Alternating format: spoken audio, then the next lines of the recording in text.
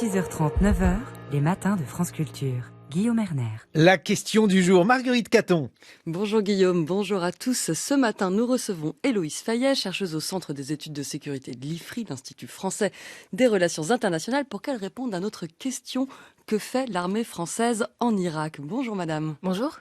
Hier, l'Élysée a annoncé la mort en opération d'un soldat français des forces spéciales. C'est le 3e militaire français qui perd la vie en 10 jours sur le sol irakien. Que sait-on des circonstances dans lesquelles il a trouvé la mort? Alors, le militaire qui appartenait au commando parachutiste numéro 10 accompagnait a priori des forces spéciales irakiennes de l'Iraqi Counter-Terrorism Service afin de faire ce qu'on appelle le Battle Damage Assessment, c'est-à-dire de voir combien il y avait eu de morts d'un groupe terroriste après une opération aérienne conduite par l'armée irakienne.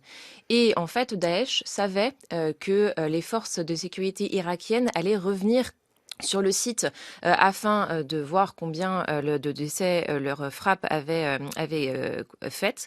Et donc Daesh les attendait. Par contre, on ne sait pas s'ils savaient qu'il y avait des Français avec eux. Et donc ce soldat est décédé après des combats assez intenses. On nous parle au moins de 4 voire 5 heures de combat avec Daesh. Est-ce qu'on sait si l'attaque de lundi atteste d'une nouvelle vigueur de l'État islamique? Non, pas forcément. Ça fait quand même plusieurs années qu'on parle d'une résurgence perpétuelle de Daesh. Pourtant, sa capacité à conduire des opérations complexes ne semble pas beaucoup plus élevée qu'auparavant. Ça reste quand même un groupe qui est en bien plus diminué qu'en 2016-2017. Mais c'est vrai que ça nous rappelle que oui, nous avons des militaires français en Irak et que Daesh existe toujours en Syrie et en Irak et que le groupe n'est pas que présent en Afrique. Et donc cette présence française en Irak, c'est le prolongement d'une opération commencée en 2014. C'est au sein d'une coalition internationale menée par les Américains. Objectif: déloger l'État islamique qui installait son califat sur l'Irak et la Syrie. Qu'est-ce qui reste aujourd'hui de cette coalition et quelles sont ses missions du coup?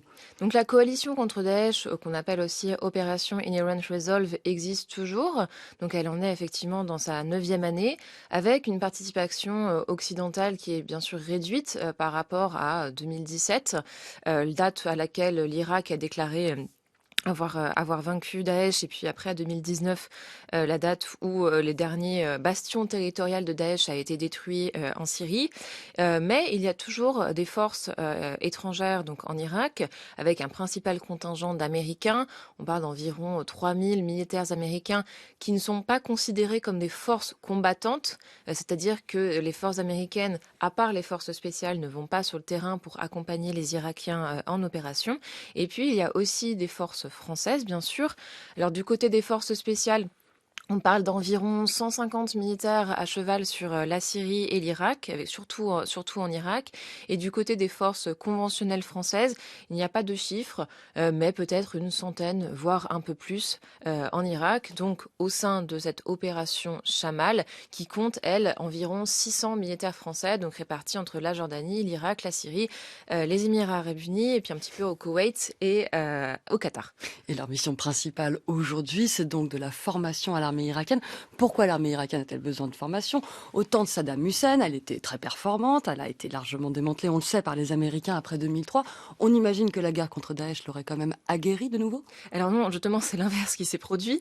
Parce que, alors déjà, Daesh n'était pas le premier ennemi que les forces irakiennes reconstruites post-2003, enfin surtout à partir de 2005, ont dû affronter, parce qu'on se souvient de la guerre civile qui a eu lieu entre forces sunnites et forces chiites, donc à partir de 2006, et puis ensuite la naissance d'Al-Qaïda en Irak, où là aussi les forces irakiennes ont été largement mobilisées.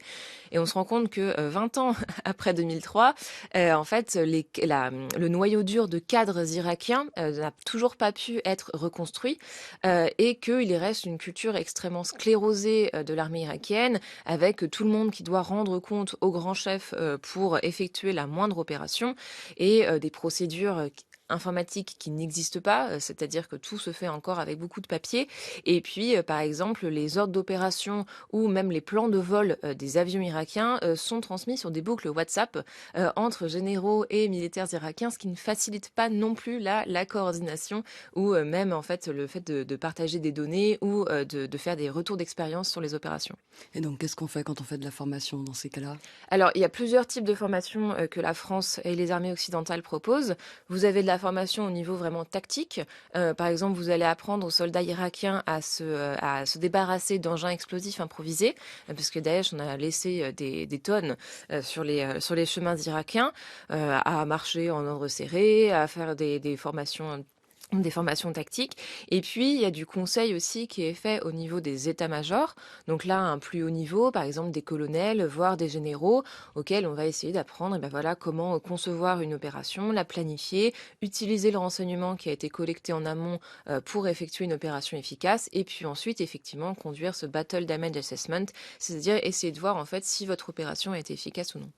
Du point de vue des autorités françaises, quel est l'intérêt de cette présence? Parce qu'on vient de dire que l'État islamique, aussi réelle que soit la menace dans certaines zones, n'en reste pas moins durablement affaibli.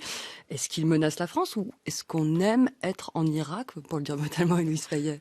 Alors c'est difficile de savoir si les États islamiques en Irak menacent encore la France. A priori en Irak, il n'y a pas de camp d'entraînement avec l'idée de commettre des attentats à l'étranger. Par contre, il y a peut-être cette menace en Syrie. Et on ne peut pas être en Syrie si on n'est pas en Irak, d'où cette présence en Irak.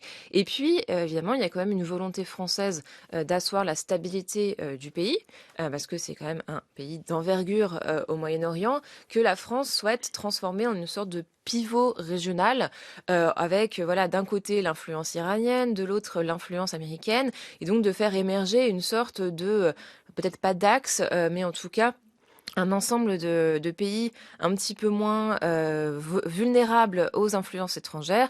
Donc en fait, l'Irak, la Jordanie et l'Égypte. Et donc c'est ce fameux format de la conférence tripartite qui a eu lieu à Bagdad en août 2021 et qui était le dernier déplacement du président Macron en Irak, et puis qui aura lieu. Donc la nouvelle édition aura lieu en novembre 2023, donc là aussi avec Jordanie, Égypte, Irak, qui partagent des problématiques en termes d'approvisionnement en eau, en électricité et ce genre de choses. Est-ce qu'il existe d'autres objectifs ou d'autres intérêts qui seraient d'ordre énergétique, commerciaux? Oui, bien sûr, parce que l'Irak est un grand producteur de pétrole, et donc évidemment Total Energy a ses intérêts en Irak, et vous ne pouvez pas exploiter le pétrole si le pays n'est pas stabilisé. D'où l'intérêt d'avoir des forces occidentales afin de stabiliser le pays, même si Daesh n'est pas présent dans les zones, dans les principaux puits de pétrole qui sont dans le sud du pays. Mais c'est certain qu'il y a des intérêts très diversifiés, donc qui sont économiques, commerciaux, mais principalement stratégiques. Merci beaucoup de toutes ces explications. Héloïse Fayet, chercheuse au Centre des études de sécurité de l'IFRI, l'Institut français des relations internationales. Et merci beaucoup, Marguerite Caton, 7h23 sur France Culture.